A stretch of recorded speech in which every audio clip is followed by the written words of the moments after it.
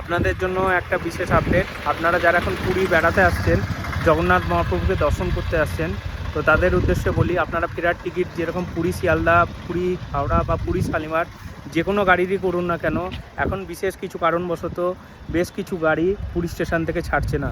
যেরকম আমার আজকে ট্রেন ছিল পুরী শিয়ালদা দুরন্ত এক্সপ্রেস 2202, ট্রেনটা ছাড়বে মালতিপাটপুর থেকে। এই ট্রেন মালতিপাটপুর থেকে ছাড়বে 7টা 25-এ, যেরকম টাইম ছিল পুরো 7টা 25-এই ছাড়বে।